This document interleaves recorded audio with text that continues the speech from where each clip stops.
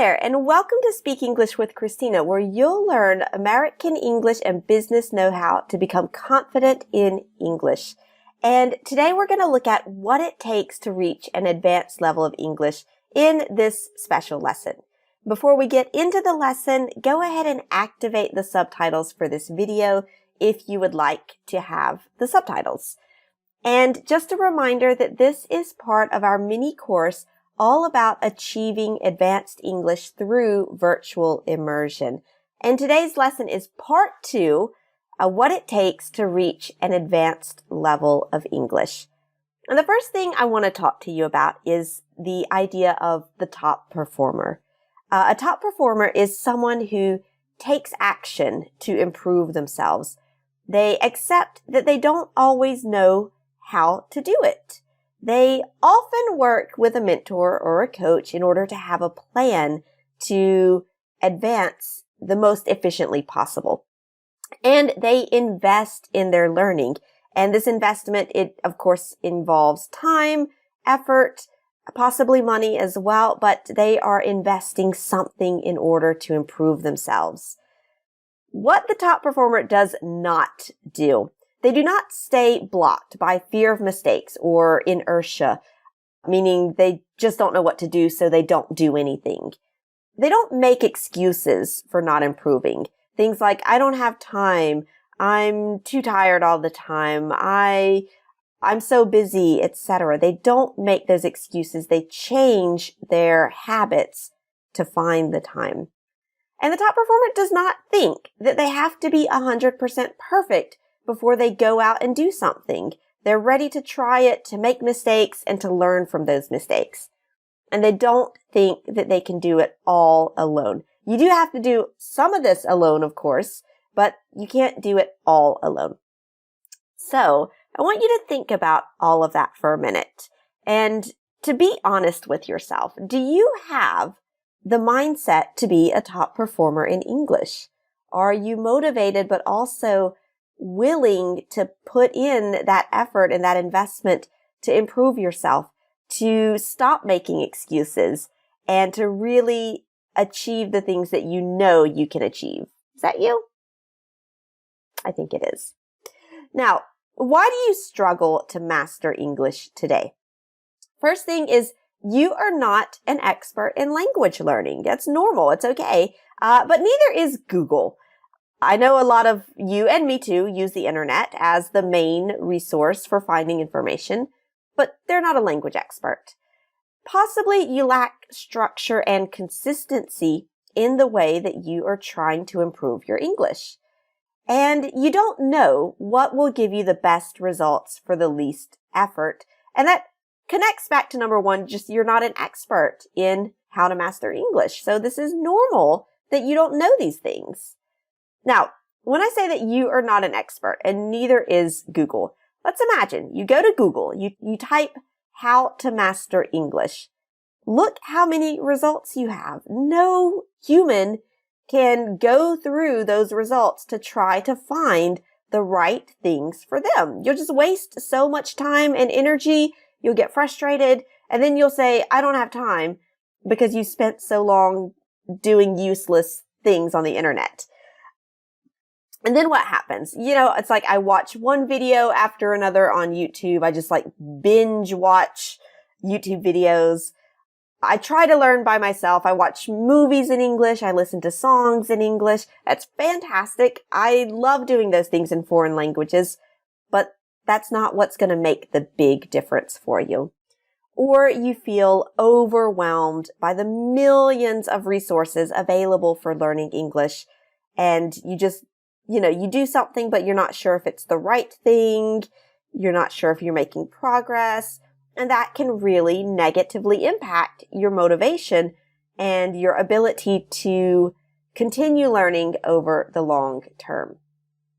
So, top performer mindset change. Instead of saying, oh, I can find the resources alone on the internet, to say, I'm stuck. I've hit a brick wall like we saw in lesson 1. I'll get help from an expert to guide me to the right resources for me so that I know that I'm using my time valuably. the number two problem is perhaps that you lack structure and consistency in your approach to learning. So maybe you're doing, one thing a week. Maybe you've got like a lesson every week, which is fantastic already if you're doing that. But in addition to that, you're just, watching Netflix at night in English. You're maybe doing a little bit of Duolingo when you're on the bus. Maybe you're working through a grammar book page by page, but not really selecting the most useful exercises for you. And when you're doing this, you feel like you're spending a lot of time in English. You're thinking, the more I do, the more I'll improve. But in reality, more is not better. If you have a structured plan where everything connects and it's coherent, that is a lot more efficient than just learning a lot of random things. And that's going to help you improve faster. Another problem that you're having is that you don't know how to get the best results for the least effort. This is what we could call optimal minimal. If you listen to the Tim Ferriss podcast, I'm a huge fan of it. He always talks about, optimal minimal, this idea of, really investing the least amount of effort in order to get the most results. And, part of the problem that you're having today is you don't know how to do that. You don't know what is the optimal effort that you can invest, the minimal effort to get those optimal results. And again, when you're not doing that, it creates that excuse of, I don't have time, because you're doing a lot of things, but you're not really seeing any results. And this is a quote that I really like from Lao Tzu, that time is a created thing. And to say I don't have time is like saying I don't want to. Now, I understand, we all have family constraints, business constraints, just things that we have to take care of in our daily lives. But we also, and I'm included in this, spend a lot of wasted time scrolling through Facebook. Maybe, watching things on television that are not really interesting for us, or, just wasted time that could be used in a better way, for example, to help you to improve your English. So when we put all that together, you can focus on doing the optimal exercises, the optimal activities, investing a minimal time and effort, but getting maximum results with improving your English. So, today it's normal to feel like you're not where you want to be if you don't have the guidance to help you find those optimal resources, if you don't have a plan where everything is structured and connected and efficient, and if you just don't know where to start because there's so many resources out there and you're just overwhelmed by the choice, and so you end up doing nothing or not doing the right things. It's normal that you're feeling lost today. So to help you, just give you a little jump start, I want to give you 5 instant changes to level up your English, things that you can take away from this lesson and just make those changes this week. Now we're going to replace 5, let's say, school English expressions with 5 more advanced, more natural expressions. Now, when I say these expressions are less advanced, it does not mean they're not correct. It's just not quite what you would normally hear from an advanced speaker or a native speaker, and it makes you sound a little like you're speaking school English. So on the phone, less advanced, please wait, I'll find the information. It's okay. But what you would more naturally hear, for example, if you're talking to an advanced or native speaker, can you hold on one sec? I'll find out. Notice those phrasal verbs, hold on and find out. In the context of an email, I wait for your response. Now, this sounds very unnatural to me, even though grammatically it is correct. This is what we typically put at the end of an email. I look forward to hearing from you. Very natural, very expected, sentence to put into your emails. At a restaurant, maybe you want to invite a friend or a colleague or a client and you want to pay for the meal. To say, I'll pay for this, it's for me. Yes, that clearly expresses the idea, but it doesn't quite express the nuance of the pleasure of inviting them. And that you could say, let me get this, it's my treat. So notice that the verb get, which is one that we use all the time in English and students often have difficulties with. Let me get this, so let me pay for that. It's my treat, typical expression meaning it's really my pleasure to pay for this for you. And in a more professional setting, if you're opening a meeting, a less advanced expression, thank you for your presence at the meeting today. And I say less advanced because this could be appropriate for a very formal meeting, but a lot of meetings are not so formal and rigid. So it would be more natural, more friendly to say, thanks everybody for being here today. It's very natural and it helps you start that meeting on a very positive note.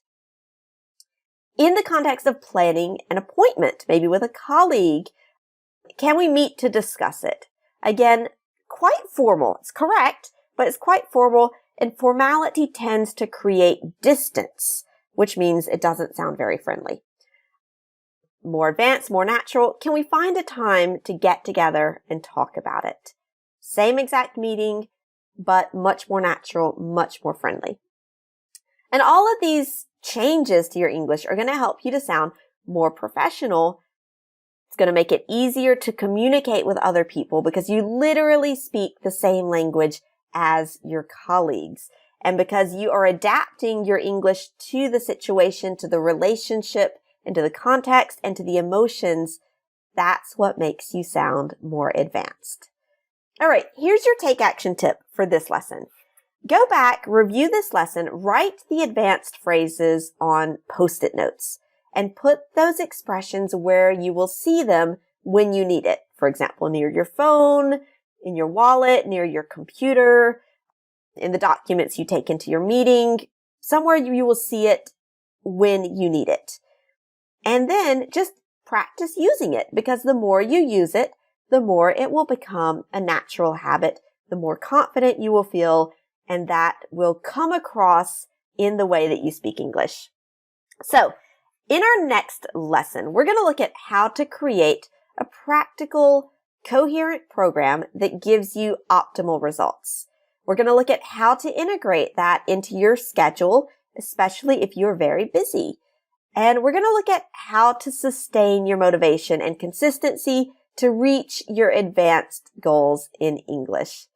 And before we finish this lesson, I want you to tell me in the comments, what is the biggest challenge that is stopping you from mastering English right now? What's that challenge? And this way I can help you overcome that challenge and reach your goals. All right, that's all for part 2. I will see you next time for part 3, getting the results that you want on your journey to advanced English. Thanks a lot for learning with me, and I'll see you next time.